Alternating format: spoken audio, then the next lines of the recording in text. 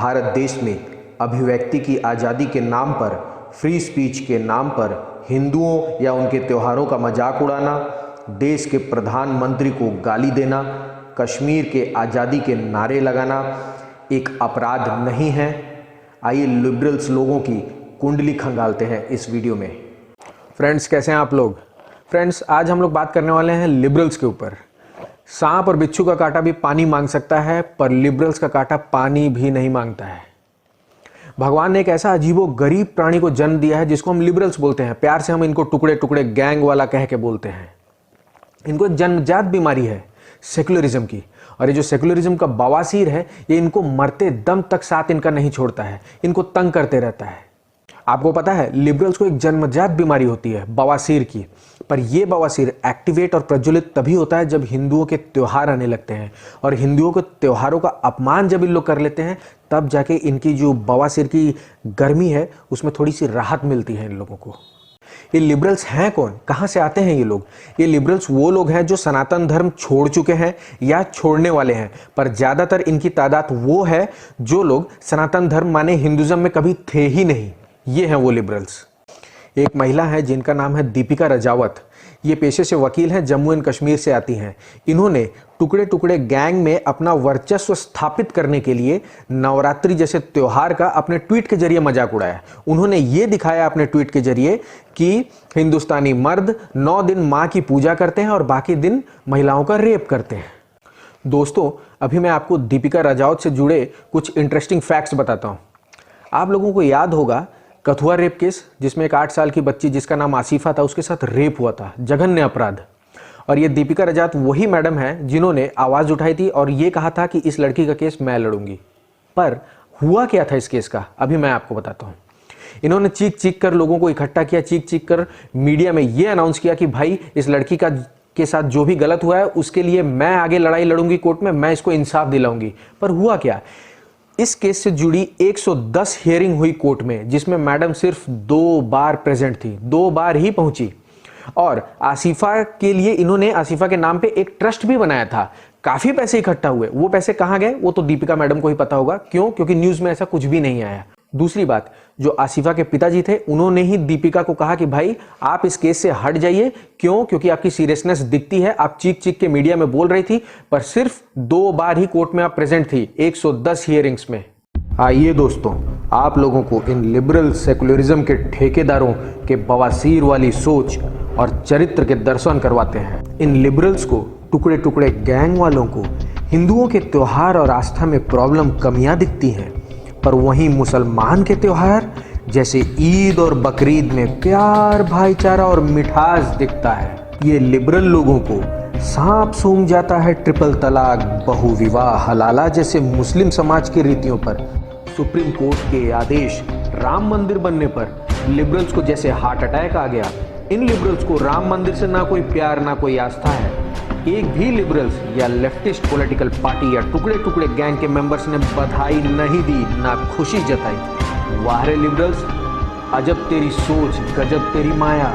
इन liberals को संविधान की परिभाषा तक नहीं पता है, पर जब भी मोदी गवर्नमेंट 1 नेशन 1 लॉ यानी यूनिफॉर्म सिविल कोड की बात करती है, इन लिबरल्स और लेफ्ट पार्टीज को कॉन्स्टिट्यूशन यानी संविधान का अपमान दिखाई देने लगता है। वाह लिबरल वाह। ये लिबरल्स अपने मानसिकता की उल्टी तभी करते हैं जब इनको लेफ्टिस्ट आकाओं का हुक्म होता है। सारे के सारे लिबरल्स चुप थे, बॉलीवुड से लेके अवार्ड वापसी गैंग तक, जब जेएनयू में देश विरोधी नारे लगे और मोहम्मद अली जिन्ना की तस्वीर एएमयू में लगी हुई थी। ये लिबरल्स पूरी तरह से चुप हो जाते हैं जब फॉरेन क्रिश्चियन मिशनरीज भारत देश में गरीबों को चावल की बोरी देके धर्मांतरण करते हैं उनका।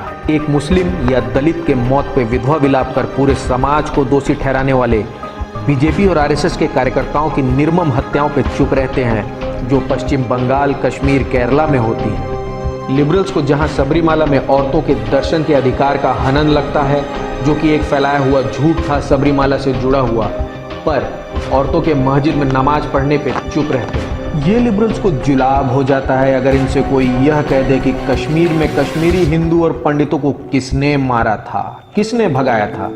इनसे कोई यह पूछ ले कि भाई इमरजेंसी में सिखों का कत्लेआम किसने करवाया था, सबके सब लिबरल्स मुंह में दही जमा लेते हैं। आपको एक बात पता है, liberals Pakistan, Pakistani army, Pakistani terrorism के बारे में चुप रहते हैं, कुछ भी बोलना और सुनना पसंद नहीं करते हैं। पर इंडियन आर्मी पे सवाल उठाते हैं और सर्जिकल स्ट्राइक पे तो उनको आज भी अफसोस है।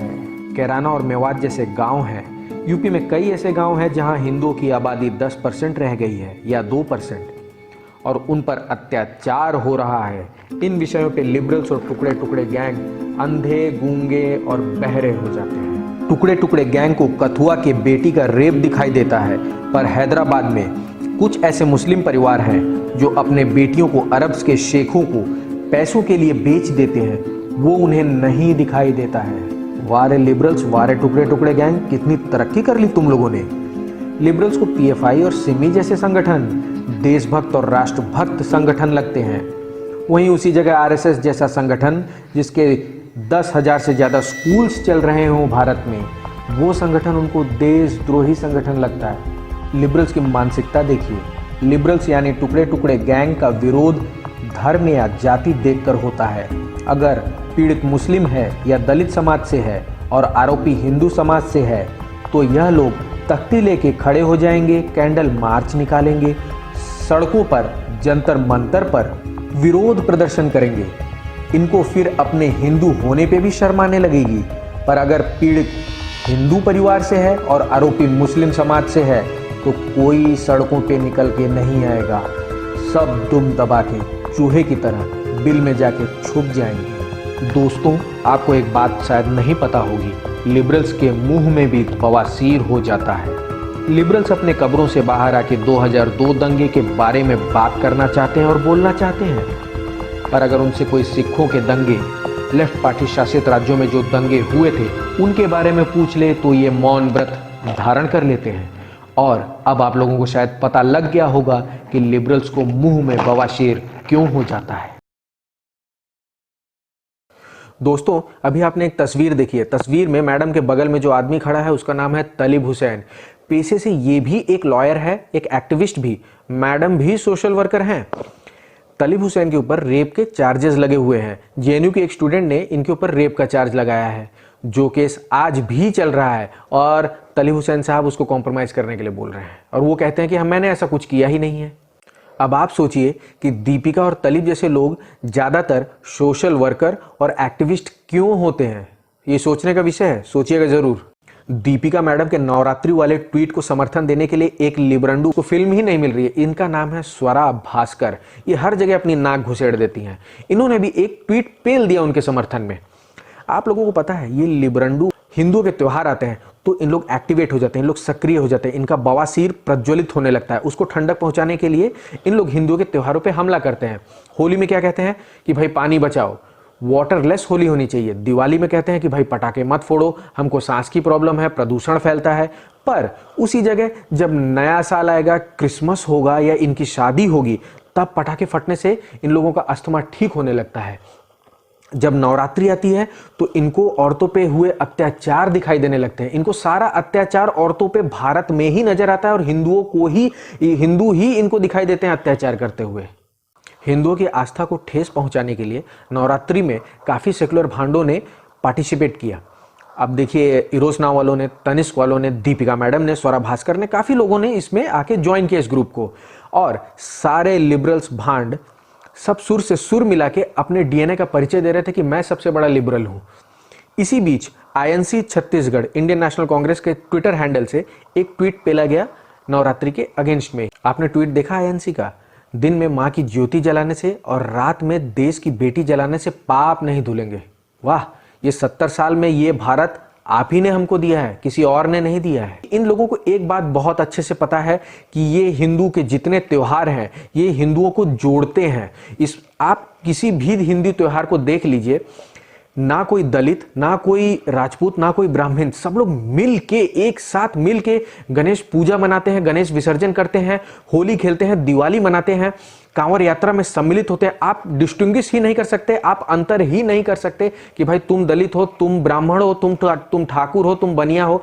क्यों? क्योंकि ये सारे त्योहार सिर्फ आपसी भाईचारे और प्यार को बढ़ाते हैं, ये हमारी यूनिटी को दिखाते हैं, ये हमारे एकता को बढ़ाते हैं। यही इन लोगों को पसंद नहीं है। इनको ये बात पता है कि अगर हम इनको त्योहार में शामिल ना होने दें, इनके त्योहारों पे रोक लगवा दें, तो इनकी जो एकता है और जो अखंडता है वो भंग हो जाएगी। हमारे बॉलीवुड की भी 2 लिबरल छोरियां हैं, एक का नाम है प्रियंका चोपड़ा, दूसरी का नाम है अनुष्का शर्मा। प्रियंका चोपड़ा मैडम दिवाली में क्या बोलती हैं कि इनको अस्थमा है और पटाखे जलने से इनको अस्थमा में बहुत प्रॉब्लम होती है, ये सांस नहीं ले पाती हैं। पर कुछ ही दिन के बाद सोशल मीडिया पे एक फोटो ट्रेंड हो रहा था जिसमें ये छोटा सा निक्कर पहन के अपने बच्चे की उम्र वाले पति के साथ कष्ट लगा रही थी और उस धुएं से ये अपने लंग्स, अपने फेफड़े को मजबूत कर रही थी, अस्थमा वाली बीमारी पे विजय प्राप्त करने की कोशिश कर रही थी। अब आते हैं अनुष्का शर्मा के ऊपर। मैडम ने क्या कहा कि भाई दिवाली के पटाखे से मेरा कुत्ता डर जाता है। तो आप लोगों को याद ही होगा कुछ साल पहले एक अवार्ड वापसी गैंग था, ये अपने पुरस्कार वापस कर रहे थे भारत सरकार को। क्यों? क्योंकि इन लोग पहलू खान और अखलाक की मौत से काफी आहत थे, काफी दुखी थे, इनको इंडिया इनटॉलरेंट दिख रहा था। पर अभी रिसेंटली हाल फिलहाल में आपने देखा होगा कितने लव जिहाद के विक्टिम्स, कितनी लव जिहाद के शिकार हिंदू लड़कियां, उनका मर्डर हुआ, उनका रेप हुआ, उनके साथ अत्याचार हुआ, उस समय लोग चुप। क्यों? क्योंकि ये इनके सेकुलर एजेंडे में फिट नहीं बैठता। ये हैं वो चाटुकार जो चाटुकारिता के वजह से अवार्ड पाए थे, और वो अवार्ड इन लोगों ने जब भारत सरकार को वापस किया, मामला ठंडा होने के बाद भीख मांगने लगे, अरे भाई हमको हमारे अवार्ड दे दो जो हम लोग चाटुकारिता से पाए थे। दोस्तों, आप लोगों को पेटा के बारे में पता है? पेटा वो ऑर्गेनाइजेशन है जो जानवरों की रक्षा और उनके संरक्षण की बात करता है। पेटा जल्लीकट्टू के ऊपर बैन लगाने की कोशिश कर रहा था। उसका कहना था कि वहाँ पे बैल के ऊपर अत्याचार होता है, जो कि बिल्कुल सत्य नहीं है। कोई अत्याचार नहीं होता है। बकरीद पे इन लोग पेटा वाले अपनी आंख बंद कर लेते हैं।